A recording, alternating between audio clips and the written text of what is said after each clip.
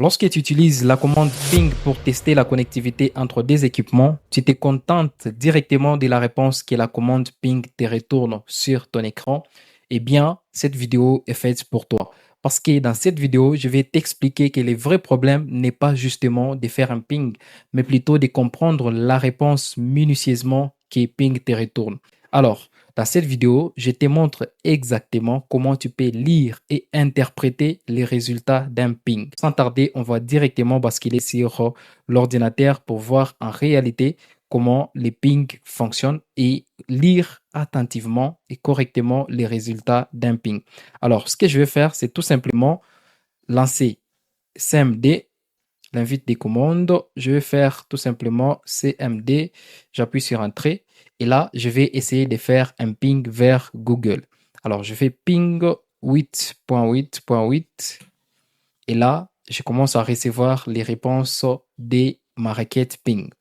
Alors, je vois ici qu'on a 1, 2, 3, 4. On a 4 résultats. Alors, avant de passer d'abord aux explications, je voudrais que vous puissiez comprendre d'abord c'est quoi les pings en question. Alors, les pings, c'est tout simplement une commande qui nous permet de tester la connectivité entre des équipements sur un réseau. Les pings nous permet tout simplement d'envoyer ce qu'on appelle un message ICMP, Internet Control Message Protocol. ICMP également qui nous permet tout simplement d'envoyer des messages d'erreur ou encore les messages d'information pour tester la connectivité ou l'accessibilité d'un équipement dans un réseau informatique. Alors, pour plus de détails sur ICMP, les protocoles ICMP, vous pouvez taper sur Google, faire des recherches et vous allez voir comment ça fonctionne réellement. Alors, une fois que vous avez compris comment ça fonctionne, maintenant, on va interpréter ligne après ligne les résultats que nous renvoient les pings que je viens de faire ici. Là, je viens de faire un ping vers Google. Vous voyez que là, je suis connecté, j'ai la réponse exacte. La plupart des gens, on se limite justement à ce niveau ici. On dit, OK, c'est bon, la connexion, il passe, j'ai la connectivité, je peux maintenant aller naviguer. Et par erreur, lorsqu'on va par exemple comme ça, on va sur les navigateurs, on fait une recherche, c'est très lent. Ou encore, la connexion n'est pas du tout bonne. Mais on ne comprend pas réellement d'où est-ce que ça vient. Alors que la réponse du ping a été déjà détaillée pour nous expliquer d'où venaient réellement les problèmes. Alors, on va passer directement. Ici, vous allez voir, on a envoi d'une requête ping 8.8 avec 32 octets des données. C'est-à-dire quoi? On passe à la deuxième ligne, on dit réponse des 8.8, donc c'est-à-dire réponse de Google. Alors ça, cette réponse ici, c'est tout simplement pour dire que nous avons envoyé les paquets, quand vous les constatez ici, 32 octets des données vers Google via la requête ping et les protocoles ICMP derrière qui envoient ces messages-là. Nous avons envoyé un message vers 8.8 vers Google et Google a répondu. C'est ça la réponse. Alors, Google a répondu avec 32 octets de données que nous avons aussi envoyés. Et ici, nous avons ce qu'on appelle les temps ou encore la latence. Ces temps ici, c'est tout simplement les temps estimés entre notre envoi et les retours du serveur. Donc, les temps aller tout comme retour et s'exprimer en millisecondes. Donc, ici, on a les temps égal à 85 et la signification du temps ici est très importante. Voilà pourquoi des fois, on voit la connexion qui est lente, la connexion qui est très rapide. Tout se joue au niveau de la latence qu'a un équipement vers l'accès au réseau ou vers l'accès à Internet. Alors, des 0 à 50 millisecondes, c'est que la connexion est très bonne et très rapide. Des 50 à 100 millisecondes, c'est-à-dire que votre connexion est assez bonne. Des 100 à 200 millisecondes, c'est-à-dire que votre connexion est bizarre, elle est très lente et elle est compliquée. C'est ça qui est très important à pouvoir vérifier à ce niveau ici. Alors, juste après les temps en millisecondes, on a les TTL qui est égal à 115 ici. Donc, les TTL, ça signifie tout simplement les time to live. Les temps restants pour que les paquets là que nous avons envoyés ou les messages que nous avons envoyés pour tester la connectivité puissent être supprimés sur les réseaux. Et ces temps ici qu'on met 115, ça signifie tout simplement le nombre de sauts que les paquets là doivent atteindre avant d'être supprimés.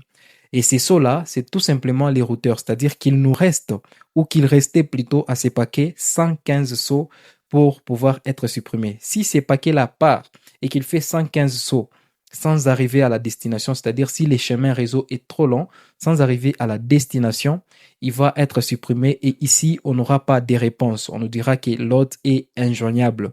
Pourquoi? Parce que le time to leave a été atteint, le paquet a été supprimé sur les réseaux. Constatez qu'ici, partout, c'est TTL, toujours 115, 115, donc les temps restants pour ces paquets ici qui a été envoyé pour qu'ils puissent être supprimés sur les réseaux. Alors, comme vous les constatez, à ce niveau ici, donc au début d'abord, on a presque les mêmes résultats et les résultats changent juste à ce niveau, temps de latence. Donc, le premier paquet, il est arrivé avec 85 millisecondes de latence. Le deuxième paquet, il est arrivé avec 144 millisecondes de latence. Le troisième, 91 millisecondes et le quatrième, 141 millisecondes. C'est-à-dire que la connexion est assez bonne. Alors, ce n'est pas fini. Juste à la fin ici, on a ce qu'on appelle les statistiques de ping pour 8.8.8.8. Alors, ici, on nous dit paquet envoyé. On a envoyé 4 paquets. Là, ce sont les premiers paquets, le deuxième paquet, le troisième et le quatrième paquet.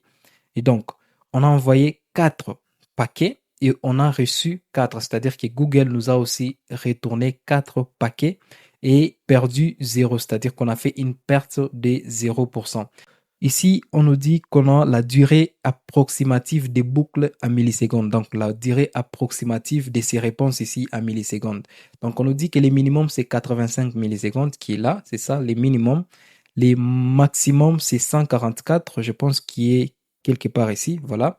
Et la moyenne, on a calculé la moyenne entre ces temps ici, ce qui nous donne 115 millisecondes.